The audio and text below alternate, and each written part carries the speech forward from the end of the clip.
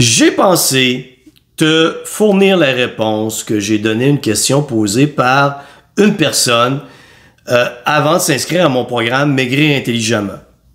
Houdini, si j'ai faim, que se passe-t-il? La réponse a été, t'auras jamais faim.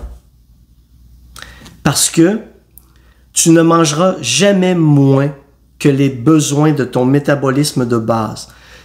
Exemple, si ton métabolisme est de 1500 calories, tu ne mangeras jamais moins que 1500 calories.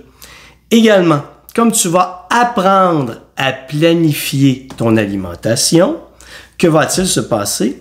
C'est qu'au lieu d'être dans le mode « Oh mon Dieu, il faut que je me prive de nourriture », tu vas être dans le mode « Ce qui s'en vient ». Je déjeune le matin à 8 heures, par exemple. Et tu commences à avoir faim à 9h30. Tu sais qu'à 10h moins quart, 10h, tu vas prendre une collation. Tu commences à avoir faim à 11h15. Tu sais que ton dîner va arriver aux alentours de 11h30, midi, 11h45, midi. Et ça continue comme ça. Au lieu de souffrir de la faim, tu es en train de planifier ce que tu vas manger. Au lieu de vouloir te priver de nourriture, tu planifies ce que tu vas manger. Ça change totalement l'attitude. Également, comme tu modifies ton alimentation et que tu vas devoir laisser tout ce qui est junk food et toutes les patentes qui n'ont pas de sens, là, les aliments transformés, que tu vas t'orienter vers une meilleure qualité alimentaire progressivement dans le processus, tu vas consommer des aliments plus denses.